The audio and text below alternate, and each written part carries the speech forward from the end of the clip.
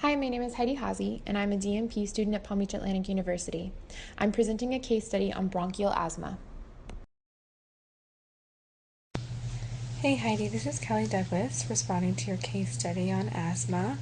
I think this was a great presentation, very informative, and I wanted to speak to your slide on the current literature and medication noncompliance in asthmatics. As a former peds nurse, I can really agree with this literature from firsthand experience. We had a asthma team that would educate our parents and families on maintenance plans, and they did this whole green light, yellow light, red light plan where the green light was on the everyday when you're feeling great, this is what your maintenance plan is, and it would include the use of a steroid inhaler, which is meant for long-term treatment. Um, it would also include the use of a leukotriene modifier such as Singulair to kind of work as anti-inflammatory agents, reducing some of that mucus production and controlling allergy triggers. And those would be on the green light, making it very basic and easy. When you're feeling great, go ahead and use these things daily. Then you move to the yellow, and that's when, if you're feeling like you're getting sick or you're having a lot of activity or a high pollen count, a lot of triggers, you go ahead and use your bronchodilator, your beta 2 agonist, such as albuterol, and you use that for your rescue treatment. And then you get to the red zone. That's when you're turning on the nebulizer machine, you're using those bronchodilators, on a regular basis instead of as needed, in addition to all of your regular maintenance care. And within a couple of hours, if that's not benefiting you, you head to the ER. As basic as it was broken down, these parents would leave with their children who had come in with terrible, scary asthma attacks, and after a few months, when their child seemed to feel good after maintaining the medication plan for a few months, they decided to take them off, or their medication ran out and they felt like, my child's doing so well, they don't really need it, I don't have to get it filled. We have their rescue inhaler, maybe that's all we need. And after a few weeks or possibly months of that, the inflammation's building back up in the lungs, the mucus secretion is, getting thick again, and these patients present in a full-on asthma attack. I think in adults the same way. They use these steroid inhalers, they're feeling great, they think, I probably don't really have asthma, maybe it was just bronchitis, I was sick, or there was a lot of pollen, and they stop using their long-term inhalers again, and then they end up in full-blown asthma attacks. It's an area that really needs specific education. I feel like patients with hypertension, for the most part, don't stop their drugs, their medications, because their blood pressure is under control. They stay on it because they know that it's doing them well in their disease process. But for some reason, with asthma, this does not seem to be the case. There is a misconception that you only need to treat asthma when you're having asthma-like symptoms. So I appreciate this information. Thanks again. Hey Kelly, I'm so glad that you commented on my post as you were a former peds nurse. I feel that the team you had was fantastic. If only we could have teams like this for all the chronic illnesses. I really think that we as a health system fail our patients with chronic illnesses because there's not enough information, education, and resources for these people to manage their lifelong illnesses. I can remember when I first started in the ICU, I had a patient that came in with a stroke. He had mild deficits of right-sided weakness and a little slurred speech, but all resolved after he received TPA. When I was doing my admission history, I got the medication portion and the smoking portion. He stated that he takes several medications for his blood pressure, but stopped taking them several months ago because his daily cigarette habit was more important than spending all of that money on the medications. I took that opportunity to really try and educate him. He was the sole provider for his family. I asked him if anyone had told him that he should stop smoking and how important it was for him to take those medications. He said that he's heard it before, but they just say it's important and never really explained why. So when I explained the science behind it, he had an epiphany of, oh my goodness, I have to make changes. Because he was the sole provider, and what would have happened if he had permanent deficits? Who would take care of his family? This is why I think we need to slow down and really take time to educate our communities. Hi Heidi, this is Juliet commenting on your case study number 2 on bronchial asthma. Um, I think your presentation, your case study presentation was very good and specific and to the point. I can relate to many of the things that you pointed out to because in the urgent cares we do get a lot of patients with with a history of chronic asthma with severe shortness of breath that instead of going to the emergency room, they come to us. And many of the times, they're either young children that, for whatever reasons, the parents are not properly taking care of their asthma by either not providing the medication, giving it to them when they need it, or by not removing um, certain types of environmental um, objects or items that can go ahead and um, create more inflammation in their bronchi, such as stuffed animals, maybe anything that they can be allergic to, types of allergens such as um, dust or um, flowers or anything like that. You also touched on a very important aspect as well as patients being non-compliant. We tend to see a lot of the older population, like you mentioned, that are non-compliant due to financial issues, and some of young adults, specifically individuals in their 20s, in their early 20s, who for whatever reason are just not taking their medication as needed and not taking proper care of their health, and then they end up seeing us with a severe asthma attack. You touched on some great points. Like I said, I think you did an amazing job. Thank you again for your presentation. Hi Heidi, I thoroughly enjoyed your presentation about bronchial asthma. I thought it was well done, and I learned several things on your presentation. I was not aware that that asthma was so prevalent. You said around 50 million people are affected by asthma, which makes it even more important to try to get as much compliance as possible. And also in article number 2, I thought it was very interesting when you talked about the remodeling that happens when medication adherence is not followed. And so with remodeling, you can have irreversible damage of the airway. So that also makes it very important. And lastly, you talked about the compliance factor, that after 6 months, there was a big drop off in compliance. I'm wondering if it's because of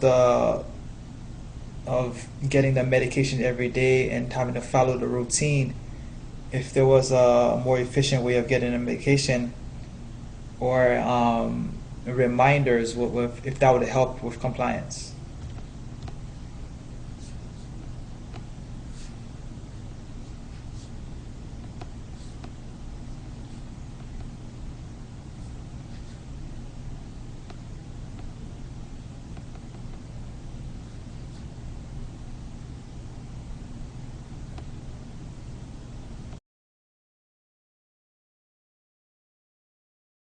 An 18-year-old black man presented with wheezing and difficulty breathing.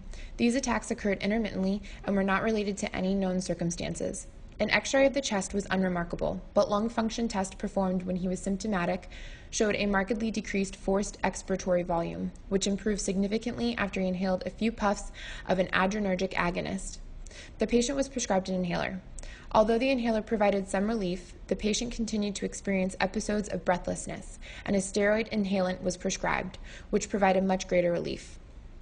4 years later, he presented to the emergency department with severe shortness of breath of 8 hours in duration.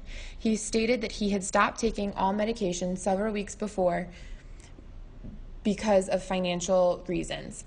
On arrival at the emergency department, the patient was in considerable distress. He could barely talk, and his respirations were 30 a minute.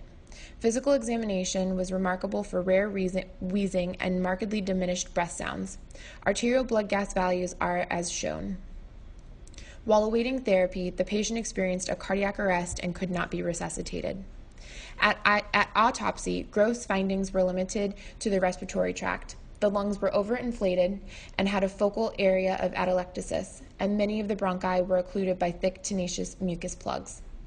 I found this case study to be interesting because as an ICU nurse, we see patients that end up coming back to our hospital because they cannot afford their medications and end up with complications or an exacerbation of their illness because of it. We do our best to give them the help they need, but sometimes our hands are tied.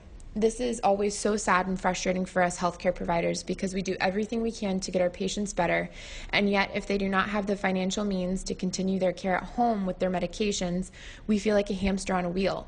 They're just going to come right back in creating even more of a financial burden due to medical bills now from their hospital stays.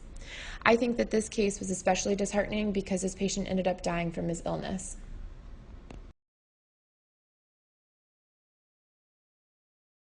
Being a nurse, providing my patients with education on their illness and how to manage and prevent them is something that is at the top of my priorities. When I found this article, I loved how it focused on whether the parents of the children diagnosed with asthma had adequate education on how to care for exacerbations. It states that medical professionals are trained to manage asthma exacerbations in hospital-based settings. However, the prevailing environmental triggers, along with non-adherence to medical advice, are major challenges in preventing exacerbations. This is where healthcare professionals come into play. With asthma being the most chronic illness in children, accounting for 300 million individuals out of the total world population, we have to ensure that everyone involved in the care knows how to manage this disease and any exacerbation that may arise. There are certain things that trigger it, like exercise or any environmental triggers. And if there are, how can we manage that small exacerbation versus when they need to seek medical attention? According to the World Health Organization's global health estimates, the total number of deaths in 2011 was recorded to be 54 million, 300,000 deaths being from asthma. This study found that 78% of caretakers stated that they did not have any written action plan in case of their child suffering an asthma attack. This is exactly why we must provide education and help our patient come up with a plan that they will use if their loved one suffers from an asthma exacerbation. I loved your talk about education towards the family of those with children with asthma. It is so true how educating the patients and the families could help decrease the amount of hospital stays of asthmatic patients and improve their quality of life. I also was shocked at how many asthma deaths, I think you said 300,000 a year. I just find that remarkable.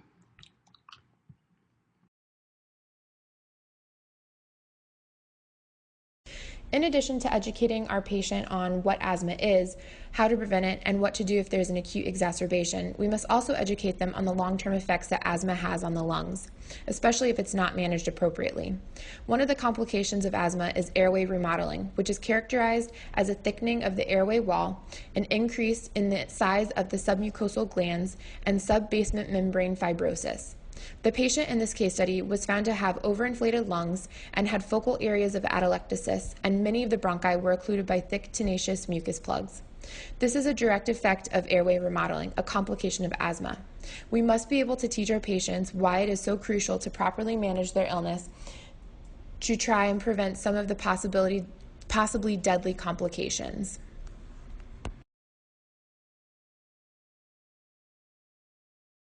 We as healthcare providers also need to educate our patients on the importance of medication compliance as to prevent the complications of their asthma. Medication noncompliance is a significant problem that primarily affects patients with chronic diseases. It is estimated that 50% of patients are noncompliant with their prescribed medication regimens. Noncompliance is pervasive, and high rates have been reported across all socioeconomic and age groups in multiple healthcare settings. We need to assess our patients to ensure that they have the financial capability of caring for the illness. Do they have access to the medications they will need? Compliance tends to be more of a problem for the chronically ill who are on multiple medications for extended periods of time. Do they have the support groups that they can attend to help deal with the stress of managing a chronic illness? And if these people do not have these things, we need to help them achieve it before they leave the hospital by getting case management involved. In a study, it was found that there was a dramatic drop-off in compliance that was observed 6 months after the initiation of drug therapy, with 50% of patients discontinuing regular intake of maintenance medications for chronic conditions. It is our job as healthcare workers to ensure that our patients are equipped with the knowledge and resources they need in order to manage their chronic illness to prevent them from having any serious complications. Thank you.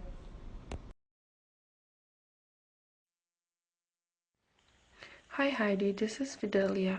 You did a great job on the case study. I would also like to add to the fact that we need to educate our patients, because most of the patients do not are unaware of their environment and the causes or triggers of asthma. We need to educate them when they come in about the things to avoid. Some of our patients are not educated enough to know what they need to avoid, maybe food substances or environmental triggers or other things that can contribute to bronchial asthma.